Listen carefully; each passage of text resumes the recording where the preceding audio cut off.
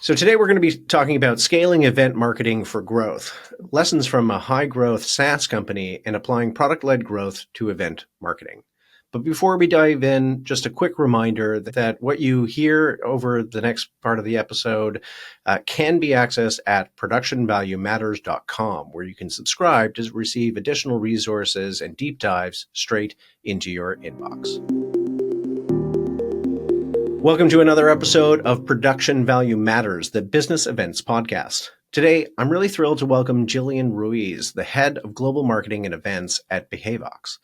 Jillian is an accomplished professional in the realm of marketing and business development with close to 15 years of strategic management and marketing at experiential events. Her career has seen her take on pivotal roles in sectors ranging from arts and entertainment to technology, providing her with a robust perspective on events, execution, and brand development. In her current role, Jillian leads a global marketing initiative and event strategy, leveraging her extensive experience to drive brand development, demand generation, and content marketing.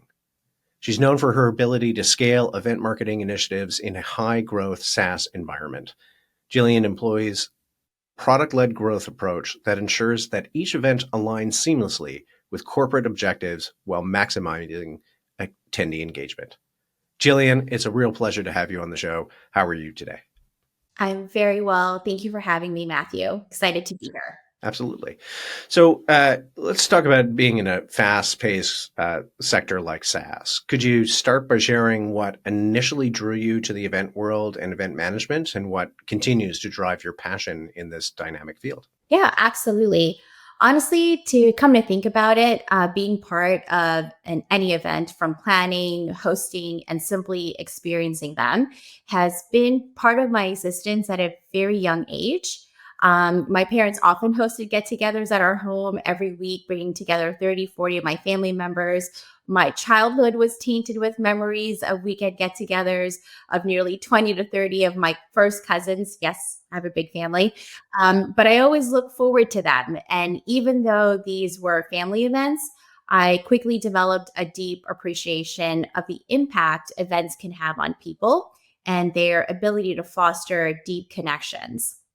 And so I quickly developed that deep appreciation. And it wasn't a surprise then during my high school years, as I served as co-president of the student council, organizing dances, fundraising events, and planning spirit days.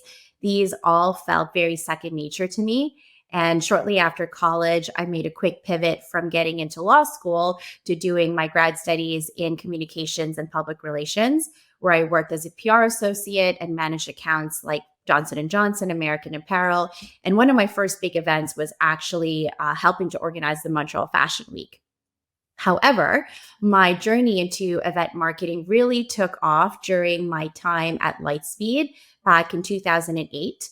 And Lightspeed is a point of sale software solution company whose mission was to ignite small to medium sized businesses, mostly in the retail and hospitality sectors.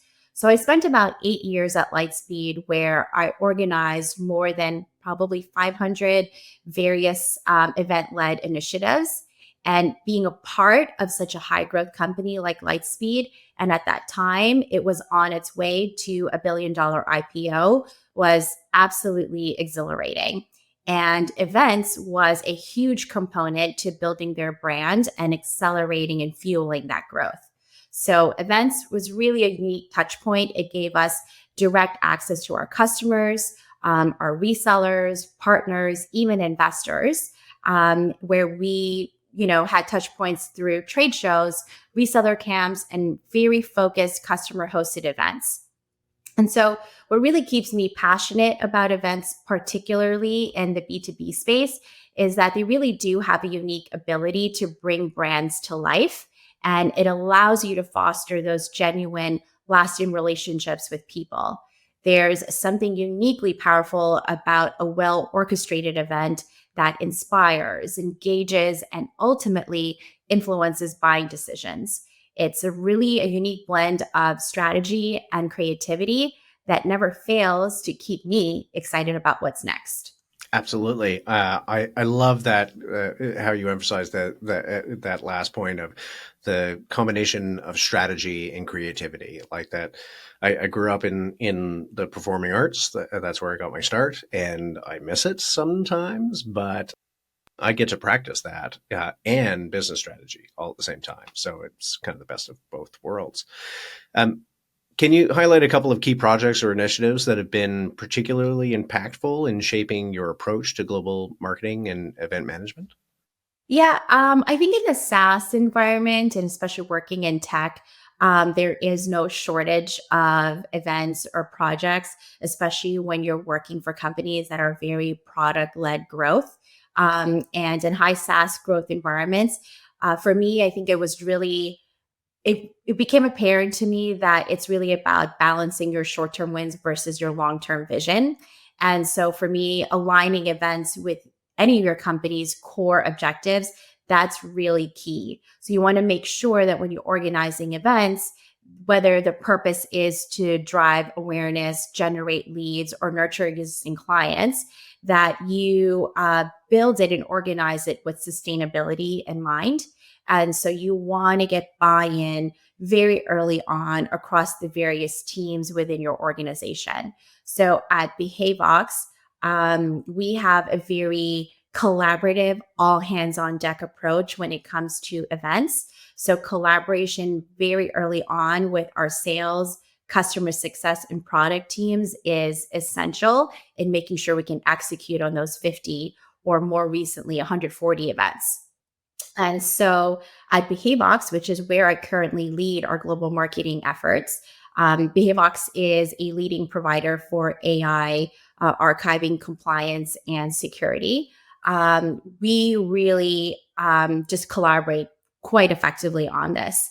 And so, an example of that is when we're doing major product launches, event based components is really central to that.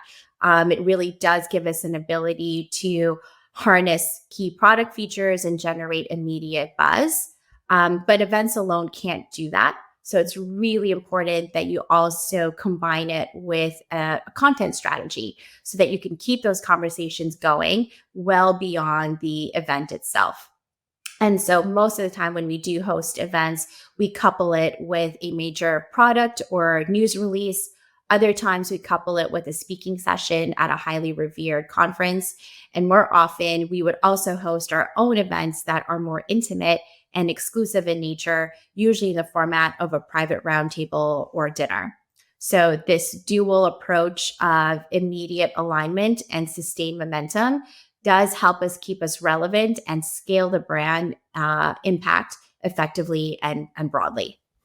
So I want to sort of go into a little bit of the product-led growth strategy and how you're integrating that, specifically because the thought that pops into mind as related to events is event-led growth and how that's sort of a trend that is sort of coming up in the industry right now. And so how do you get that product led growth into your event marketing plans? And what's like an example of a pivotal campaign or event where this integration elevated the attendee experience and engagement? That's a great question. And I'm so happy that this trend of event led growth is something that more and more companies are talking about. Um, I think when you're integrating product led growth strategies into event marketing, it's absolutely essential in today's landscape, especially in product focused tech companies. From my experience heading event marketing in some of Canada's prominent tech companies, I've seen firsthand how blending product and event led growth strategies can create a powerful synergy.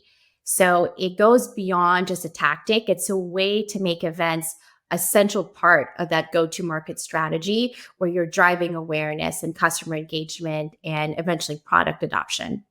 So, when you're focusing on product led growth, the goal is to actually put the product at the forefront, letting your target audience, your ICPs, your ideal customer profiles, experience the product's value firsthand.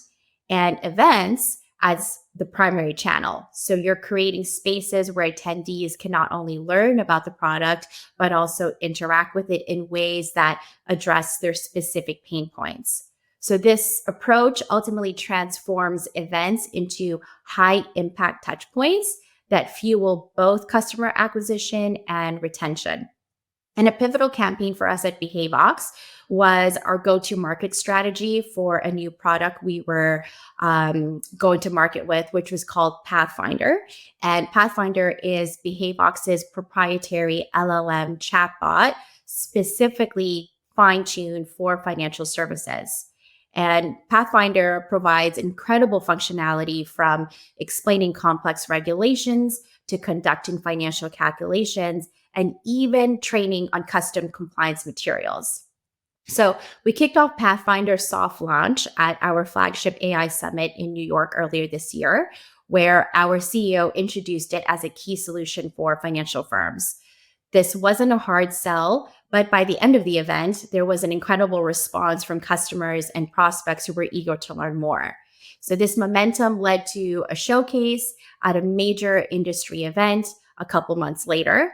And there we combined with memorable swag. You can't do trade shows without memorable swag. We coupled that with in-depth product demos, created a lot of buzz that we actually ran out of the giveaways towards the end of the trade show. Like people were actively seeking out and learning and wanting to learn more about Pathfinder and see it in action. So from these experiences, we leaned in further into a product-focused go-to-market strategy by introducing a series of event-led initiatives. So we launched Pathfinder webinars, and that was led by our own in-house expert. We had Pathfinder Wednesdays on LinkedIn, where we would spotlight features or answer questions, and then promoted Pathfinder at every relevant industry event. So this multi-channel approach helped keep Pathfinder top of mind and fueled ongoing engagement. And ultimately, it pays off because attendees were often eager to sign up for demos, trials, or workshops. And this really allowed participants to engage with the product firsthand. And then we eventually built the pathway to product adoption and post-event engagement that ultimately boosted our results. So you're touching on it a little bit, but I'm going to ask you a little bit about some metrics that you find critical for evaluating that success. But I did want to sort of jump on something you just said, which was that your event strategy is a primary channel, and you're seeing it as multi-channel and multi-channel within the channel, if I'm interpreting that correctly. And I think that is brilliant. And so then my question then leads into that metrics question of what you're evaluating to measure that success. And is it channel and or sub-channel specific? That's a really great question. I don't think you could do marketing or events without metrics these days. Metrics are really the backbone of any scalable event strategy. So, and to truly build credibility, I think what I personally prioritize is when we track results, it's really important to demonstrate value over activity-based reporting. So I actually recently listened to a podcast called OpStars, and the episode was on the reports your CMO wants to see. And it was a really interesting discussion over what metrics actually matter. And so while it's tempting to focus on volume metrics, so volume metrics are things like number of planned versus executed events, volume of attendees, how much content is produced. And this podcast actually defines those metrics as vanity or boiler room metrics, because those are usually metrics that marketing only cares about. And the focus is on volume. But when you really think about it in reality, volume doesn't drive behavior. We really need context to drive value with the metrics we're providing. And at the executive and board level, context-driven metrics should tell a story and provide actionable insights. So I find it far more impactful to measure KPIs that directly tie to business outcomes. So for instance, at Behavox, we're doing our best to continuously refine our reporting. At the start, we kept things very simple by focusing on volume metrics, mostly top of the funnel metrics such as brand awareness, brand building in the form of how many events were executed, how many press releases did we issue, how many people attended our events, and being able to track those metrics on a live dashboard, which we actually developed in-house. So this baseline of tracking standard attendance eventually in the last few months evolved into assessing pipeline contribution, customer engagement via repeat attendance, and then eventually looking at the post-event lead quality. So this approach allows us to identify which events generated the highest quality opportunities and had the strongest influence on pipeline progression. And so we also like to look at our metrics instead of a cost center, looking at it as an investment per lead, investment per opportunity. So this really shifts the narrative that marketing is a cost center, and you're looking at it as marketing as a value creator. How do we position marketing as an investment rather than a cost center?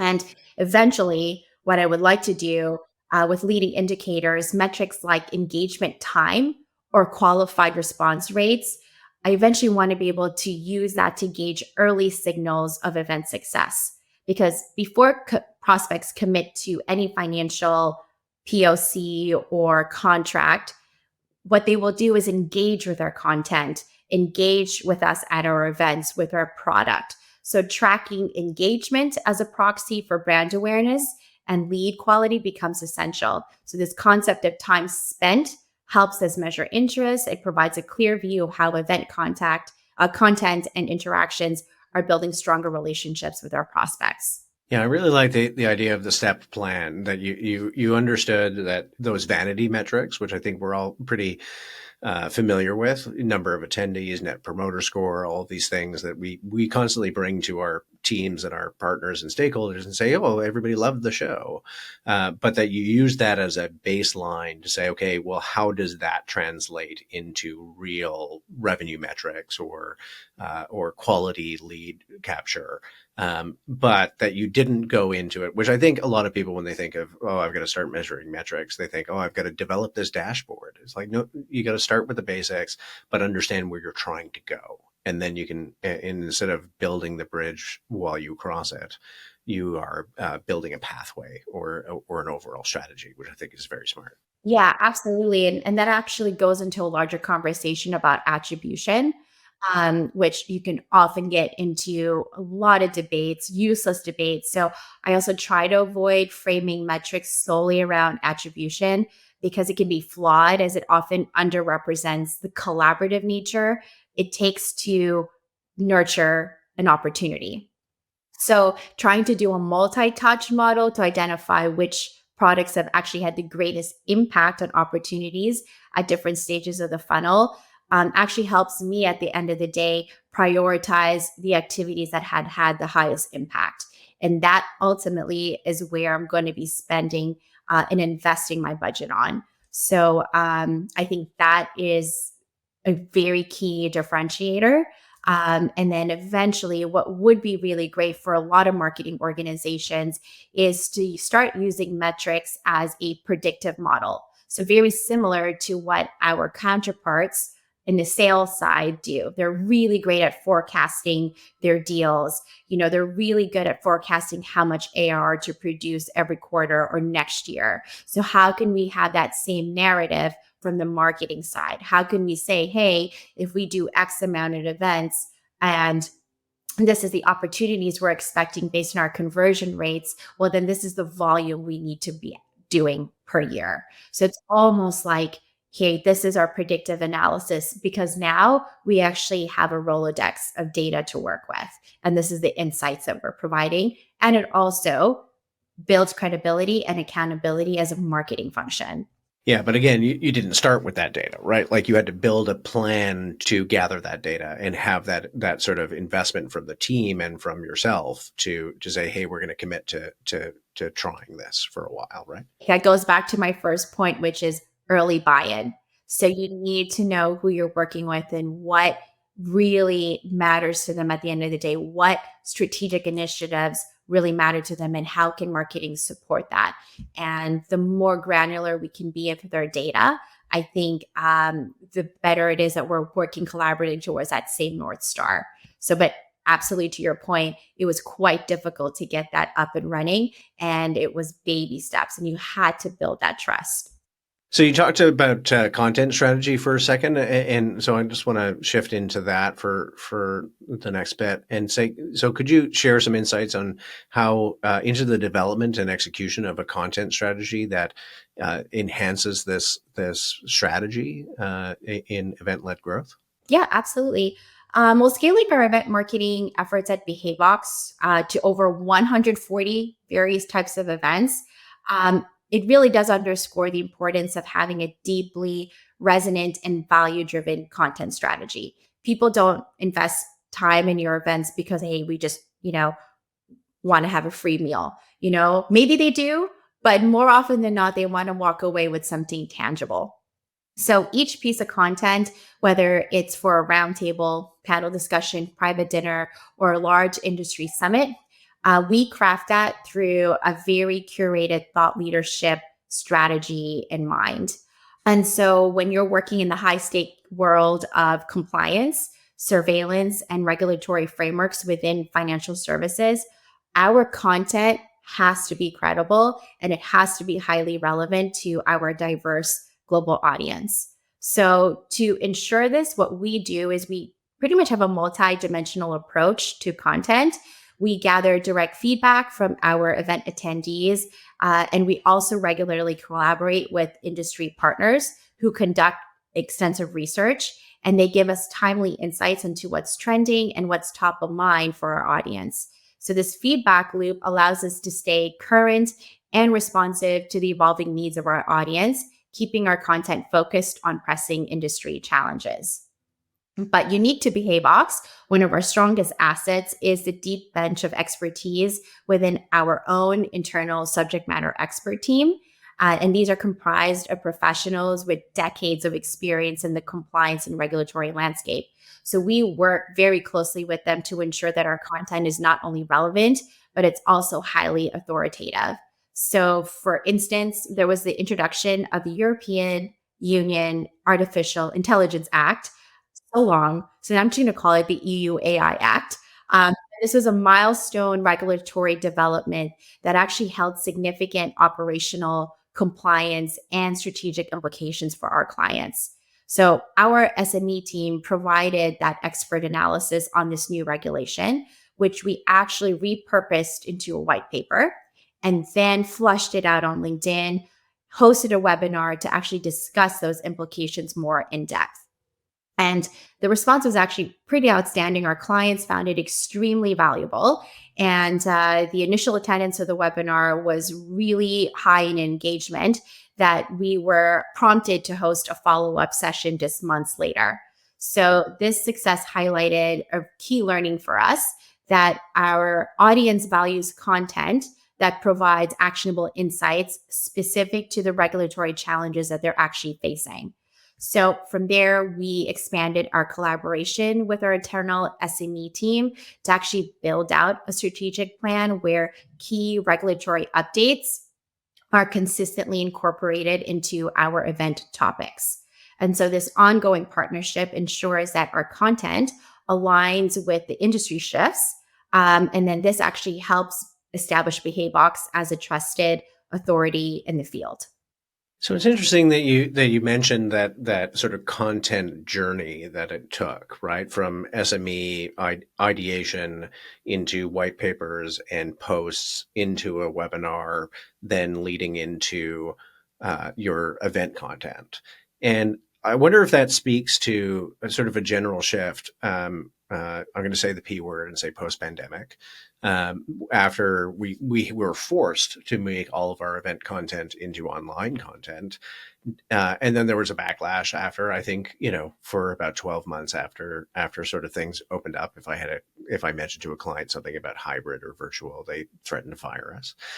And so do you think that the industry, that event professionals are now either being called upon or is a natural progression of what we do, uh, to be led into content strategy and management. Because I was going to ask you a bit about your webinar series, because you've got one coming up, I think, called Why FinTech AI Beats General AI. Which is a great title for SEO. High five to whoever thought about that. But it makes me think that, as an event professional, yes, we have to think about content that's going to be on the stage, that's going to be in the breakouts, that's going to have to be at the live experience.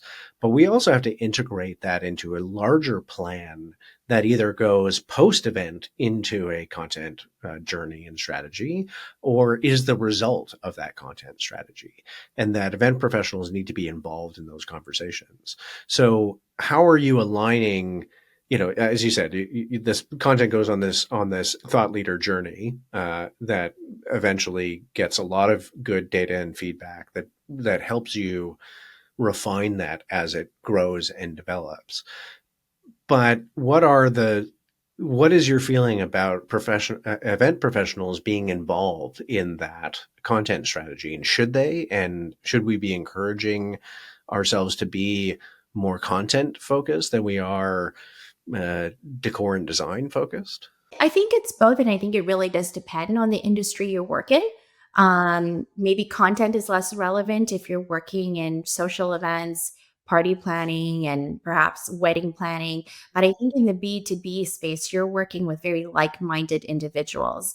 And so within the FinServe space in particular, this is a group of professionals that tend to travel in a pack.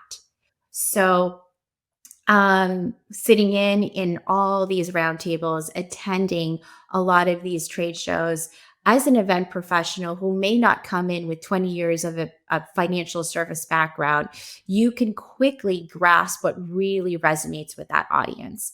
There is an echo chamber, especially around the topics of artificial intelligence. So I think working in an industry where AI is a predominant focus, it's a huge challenge in terms of, adopting and implementing AI. You quickly, as you're sitting in the room, can gather what really matters to them. And so if you are a tech provider, it doesn't really matter if you are front and center sales or if you are an event organizer. It's really imperative to know what people in your space are talking about. So to answer your question, yes, I think my team in particular, we have a strong emphasis on knowing your customer base, knowing where our product fits within this marketing landscape. Everyone in this space likes to say, hey, we do AI. Our job is to say why our AI is different and why it should matter to you. And so in the long run, or at any point, I don't think you can separate content and events from a customer understanding point of view, but also from a marketing standpoint. So if you're even on a digital front, as you're looking at your website, as you're looking to drive traffic and awareness to your website, the way to do that is through content. But content is intertwined with your branding, with your thought leadership. What is your UVP? How do you present that through your images? How do you present that in the format of the events that you do? So as a complicated topic as AI, sometimes it works doing it on a flagship stage like an AI summit. Sometimes when you're getting into the nitty gritty of the challenges, I think the format of a more exclusive private roundtable can be just as valuable. So I think you can't really separate the two.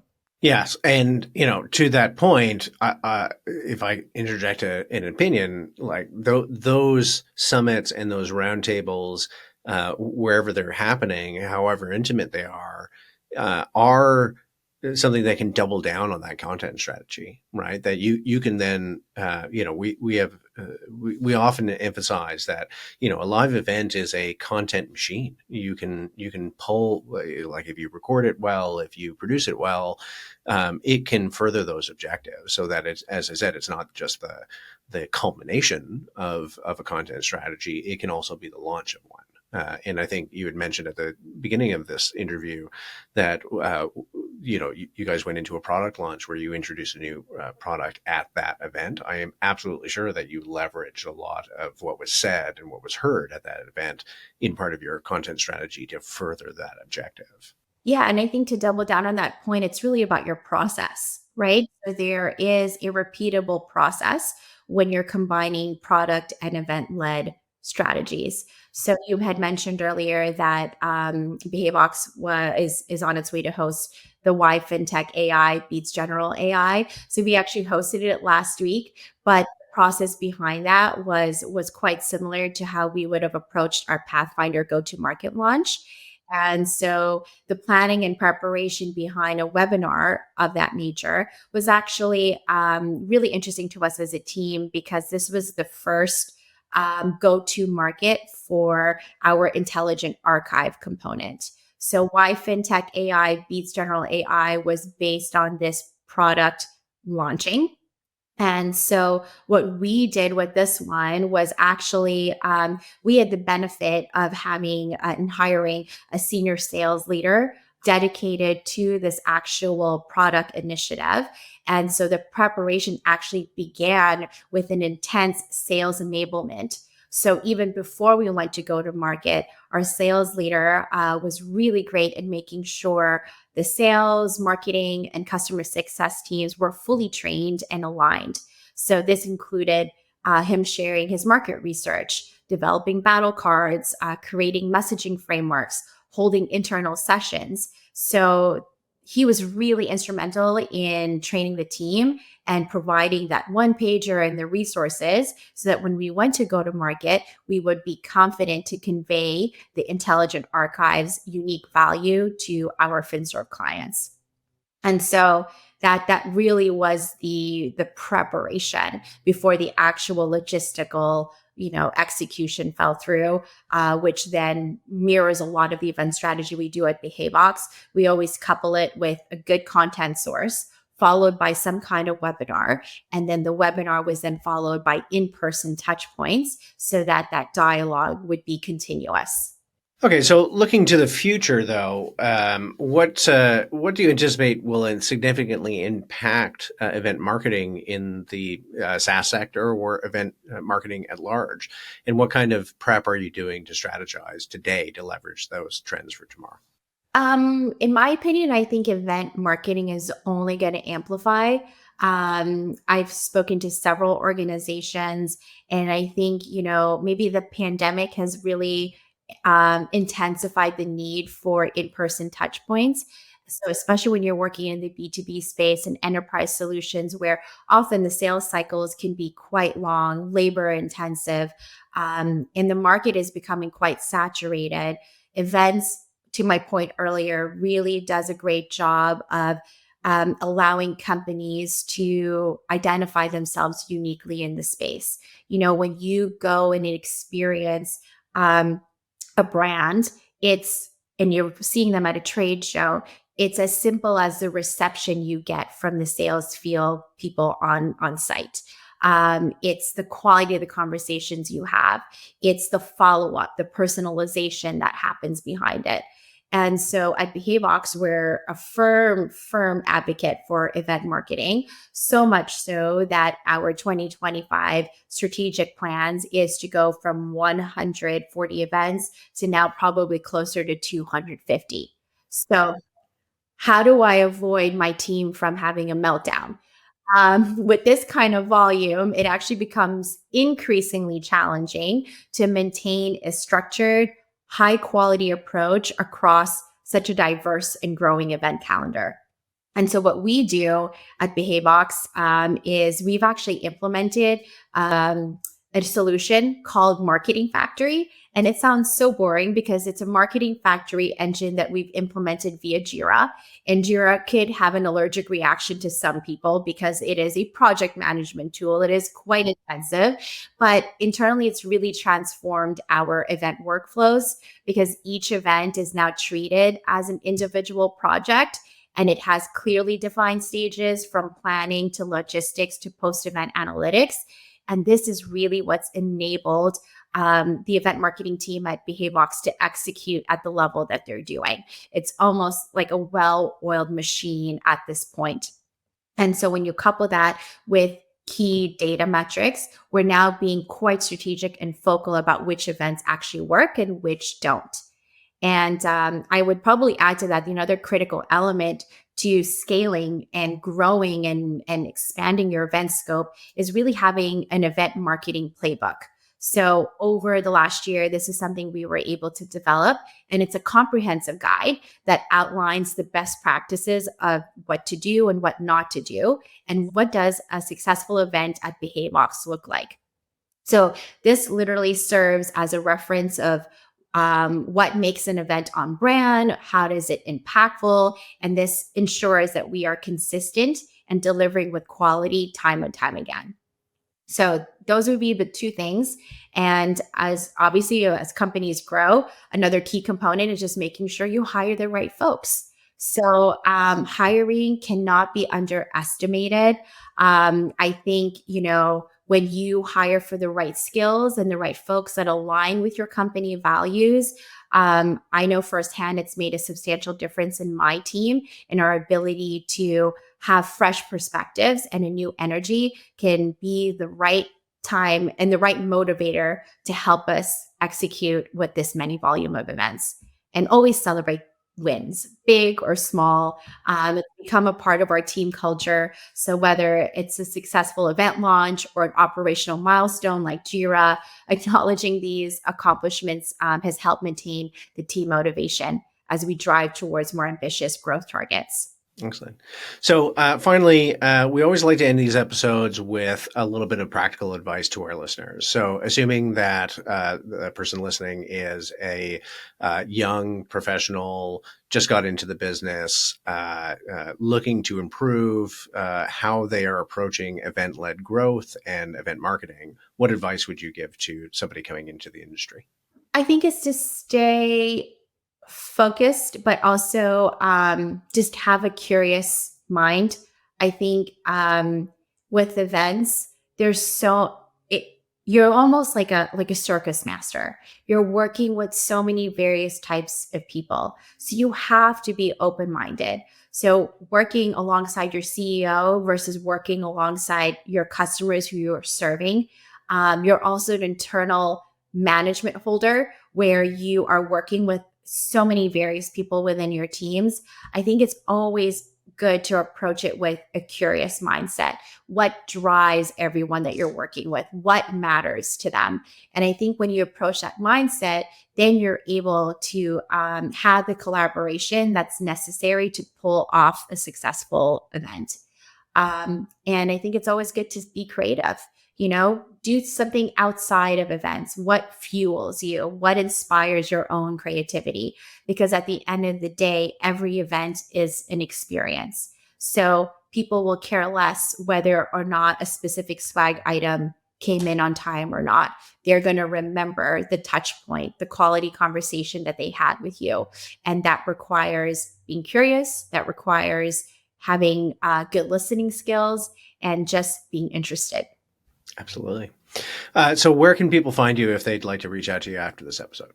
Sure. You can find me on LinkedIn. My LinkedIn details I can absolutely provide. Always happy to engage there and stay connected. Absolutely. Thank you very much, Jillian, for joining me today. Thank you, Matthew. It was a pleasure. Production Value Matters, the Business Events Podcast, is brought to you by Byrne Production Services. To learn more about Byrne Production Services, head over to byrneproductionservices.com. Thanks for listening.